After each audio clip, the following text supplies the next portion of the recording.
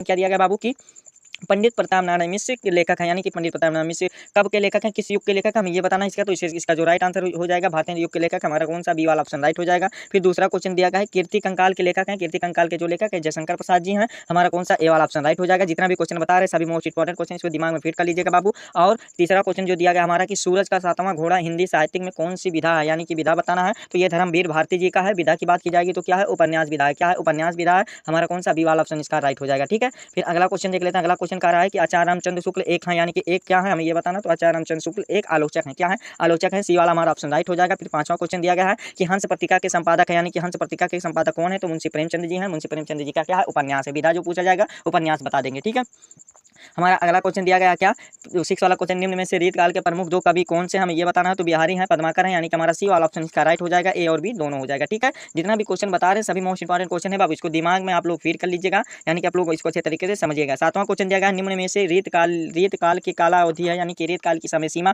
कब से कब तक मानी जाती है, हमें इसमें ये बताना। तो 7वां का जो राइट आंसर हो जाएगा, बी वाला ऑप्शन राइट टिक कर देंगे, यही हमारा राइट आंसर हो जाएगा। ठीक है, यही बी वाला ऑप्शन हमारा सही हो जाएगा। फिर अगला क्वेश्चन दिया गया है कि साकेत महाकाव्य के रचनाकार हैं, साकेत महाकाव्य के रचनाकार मैथिली शरण गुप्त जी हैं, हमारा कौन सा राइट आंसर, ए वाला ऑप्शन सही हो जाएगा। फिर अगला क्वेश्चन दिया गया है कि महादेवी वर्मा का रचना नहीं, यानी कि महादेवी वर्मा का देखो निहार जो है ये भी रचना है, संध्या गीत संध्या गीत जो है ये भी है, दीपशिखा भी है, और जो युगांत है ये महादेवी वर्मा जी का रचना नहीं है। तब ये किसका है, ये हो सकता है उनका सुमित्रानंद पंत जी का। ठीक है, हमारा इसी वाला ऑप्शन इसका राइट ही रहेगा। ठीक, अगला क्वेश्चन 10वां दिया गया है बख्शी जी का निबंध संग्रह, यानी कि बख्शी जी का, यानी कि पद्मलाल पुन्ना लाल बख्शी जी का निबंध संग्रह क्या है, हमें ये बताना। तो 10 का जो राइट आंसर हो जाएगा हमारा, ए वाला ऑप्शन राइट हो जाएगा। क्या हो जाएगा, प्रबंध परिजात हो जाएगा हमारा, यही ऑप्शन सही हो जाएगा। फिर अगला क्वेश्चन 11 वाला दिया गया वाराणसी नगरी कस्य नद्दा कुले स्थित है, यानी कि वाराणसी जो नगरी है किस नदी के किनारे बसा हुआ, यानी कि स्थित, हमें ये बताना। तो गंगा नदी के किनारे बसा हुआ गंड्या, यानी कि हमारा कौन सा, ए वाला ऑप्शन सही हो जाएगा। फिर अगला क्वेश्चन दिया गया है कि वाराणसी नग्यम की कति विश्वविद्यालय असंत, यानी कि वाराणसी में कितने विश्वविद्यालय, हमें ये बताना। तो जो विश्वविद्यालय की संख्या है बाबू 4 है,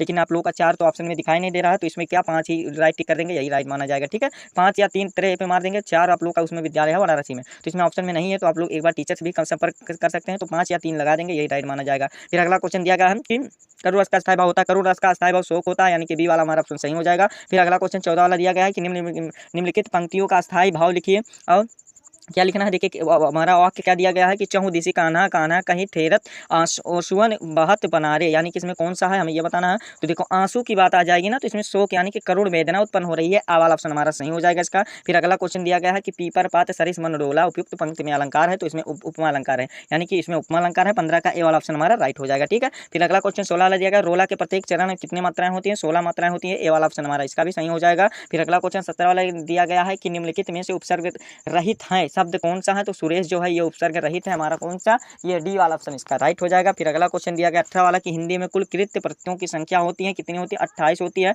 हमारा कौन सा, ए वाला ऑप्शन इसका भी राइट हो जाएगा। फिर अगला क्वेश्चन दिया गया है कि मछली का पर्यायवाची शब्द होता है, मछली का पर्यायवाची मीन होता है, क्या होता है, मीन होता है, हमारा कौन सा, ये सी वाला ऑप्शन हमारा सही हो जाएगा। ठीक है, अगला क्वेश्चन 20 वाला दिया गया है कि षष्ठ धातु के लट लकार प्रथम पुरुष बहुवचन का रूप है, यानी कि क्या है, तो पठंत हो जाएगा, पठ का जो हो जाएगा पठंत हो जाएगा, यानी कि प्रथम पुरुष बहुवचन जो इसका होगा क्या हो जाएगा, पठंत हो जाएगा। ए वाला ऑप्शन हमारा राइट हो जाएगा। 20 MCQ का 20 नंबर हो गया कंप्लीट। आगे भी आप लोग का कंप्लीट कराएंगे, बस आप लोग वीडियो के अंत बने रहो, धैर्य बना करके। खंड खा यहाँ से हमारा स्टार्ट होता है, जिसमें से वर्णनात्मक प्रश्न दिया गया। 21 वाला जो हमारा क्वेश्चन दिया गया है, क्या दिया गया कि दिया गया है कि निम्नलिखित गद्यांश में से किसी एक गद्यांश पर आधारित प्रश्न का उत्तर दीजिए। 6 नंबर का क्वेश्चन पूछा जाएगा, जिसमें से प्यारा सा पहला क्वेश्चन दिया गया है का वाला कि यह कोई बात नहीं, यानी कि एक ही स्वभाव के रुचि और लोगों को मित्रता हो सकती है। बाबू मित्रता शब्द से आप लोग का प्रयोग हो गया है, तो ये मित्रता चैप्टर से लिया गया है। तो आप लोग को देखिए क्वेश्चन पर आते हैं। क्वेश्चन क्या कह रहा है, उपयुक्त गद्यांश का संदर्भ लिखे। तो संदर्भ हेडिंग डालेंगे, इसमें क्या लिखना होगा, क्या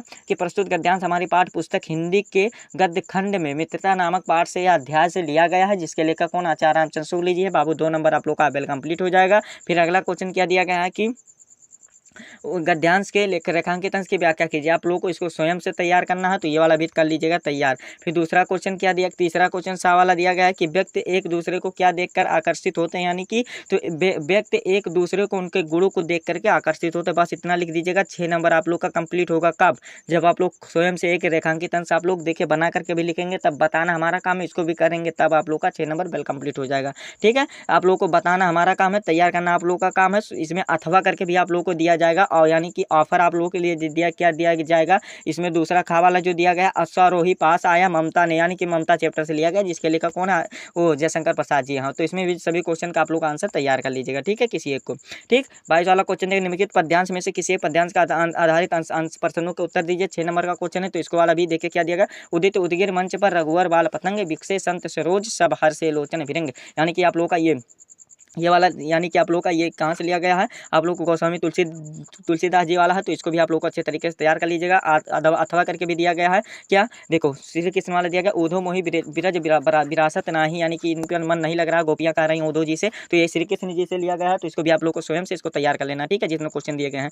यहाँ पर पद से लिया गया। फिर 23 वाला क्वेश्चन है, निम्नलिखित संस्कृत अवतरणों में से किसी एक का संदर्भ सहित हिंदी में अनुवाद कीजिए। 5 नंबर का क्वेश्चन है, यहाँ पर एक दिया गया, ये वाला दिया गया है कि भावनम चा शिक्षिता वाला दिया गया, ये वाला करिए, चाहे आप लोग ये एम नगरी वाला करिए, तो अथवा करके दिया जाएगा, किसी को अच्छे तरीके से आप लोग तैयार कर लीजिएगा, ठीक है। ये वाला भी आप लोग का बेल कंप्लीट हो जाएगा। फिर अगले क्वेश्चन पर आते हैं, देखिए 24 वाला जो दिया गया है कि निम्नलिखित में से आप लोग का पद्यांश का संदर्भ सहित हिंदी में अनुवाद करना है। 5 नंबर का रहेगा, 2 नंबर का संदर्भ का दिया जाएगा, हिंदी अनुवाद का आप लोग का 3 नंबर का रहेगा, ठीक है। यहाँ पर देखिए क्या क्या दिया गया, कोकिल यफ दिवसान ये वाला दिया गया, इसमें अथवा करके दिया गया, बंधम मरणम वप जयो वप पराजया, यानी कि ये वाला दिया गया, तो इसको भी अच्छे तरीके से तैयार कर लीजिएगा। 25 वाला जो हमारा क्वेश्चन दिया गया है कि निम्नलिखित में से किसी एक लेखक का जीवन परिचय और उसकी एक रचना का नाम लिखिए। 5 नंबर का क्वेश्चन दिया गया, पद्मलाल पुन्नावलाल बख्शी जी दिया गया है, रामचंद्र शुक्ल, आचार्य रामचंद्र शुक्ल। यही आप लोग को देखिए बता रहे हैं ना कि यही दोनों लोगों का तैयार कर लीजिएगा, किसका, आचार्य रामचंद्र शुक्ल जी का और जयशंकर प्रसाद जी का। सभी जगह यही पूछा जाता है, सभी पेपर में भी पूछा जाता है। 5 नंबर ये आप लोग का बेल कंप्लीट हो जाएगा। फिर खा वाला इसमें दिया गया कवियों का जीवन परिचय और एक उनकी रचनाओं को बताना होगा, तो आप लोग को देखिए सूरदास और इनको क्या तुलसीदास जी को आप लोग को तैयार कर लेना है। ये भी आप लोग का 5 नंबर दे करके जाते हैं सभी एग्जाम में, ठीक है। अगर याद नहीं हो रहा तो आप लोग इसको रख लीजिएगा उस समय, ठीक है, लेकिन आप लोग इतना कोशिश कीजिएगा कि समझ करके याद करके जाइएगा, ठीक है। ये वाला भी बेल कंप्लीट हो जाएगा। फिर 26 वाला क्वेश्चन क्या दिया गया है कि अपने पाठ्य पुस्तक से कथस्थ किया हुआ एक श्लोक लिखिए जो इस प्रश्न पत्र में, यानी कि यह पेपर में ना आया हो। 2 नंबर का ये वाला भी क्वेश्चन आप लोग का तैयार कर लीजिएगा। फिर 27 वाला दिया गया, अपने स्वपठित यानी कि खंड काव्य के आधार पर उसकी कथावस्तु संक्षेप में लिखिए। 3 नंबर का क्वेश्चन अथवा करके दिया जाता है, यानी कि देखो यहाँ पर अभी समझा रहे हैं क्या है कि अपने खंड काव्य के आधार पर उसके नायक का चित्रण कीजिए। देखो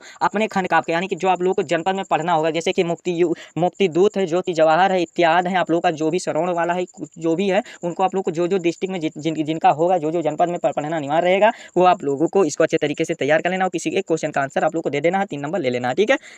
28 वाला हमारा क्वेश्चन दिया गया, किन्हीं 2 प्रश्नों का उत्तर दीजिए, संस्कृत में देना है। 4 नंबर का क्वेश्चन है, देखो क्या दिया गया है देखो क्या दिया गया इसमें कि 2 प्रश्नों का यहाँ पर दिया गया, वाराणसी कैसम संगम स्थल, यानी कि किसका संगम स्थल है, तो वाराणसी। यहाँ पर आप लोग इसको भी कर लीजिएगा, संगम स्थल ये वाला। और वीर केन पूजते, तो वीर बीरन पूजते, ये वाला भी हमारा 4 नंबर आप लोग का बेल कंप्लीट कर लीजिएगा। फिर क्या दिया गया है, 29 वाला क्वेश्चन, निम्नलिखित विषयों में से किसी एक विषय पर निबंध लिखिए। 9 नंबर का क्वेश्चन है, इसमें से आप लोग का देखिए क्या दिया गया है, परिश्रम सफलता की कुंजी है, इस पर चाहे आप लोग लिखिए, चाहे भारतीय किसान के जीवन पर लिखिए, चाहे पर्यावरण प्रदूषण पर लिखिए, चाहे आप लोग नारी शक्तिकरण पर लिखिए, ठीक है। किसी एक पर आप लोग को अच्छे तरीके से तैयार कर लेना। 9 नंबर यहाँ से आप लोग का बेल कंप्लीट हो जाएगा। तो यही आप लोग का पेपर था।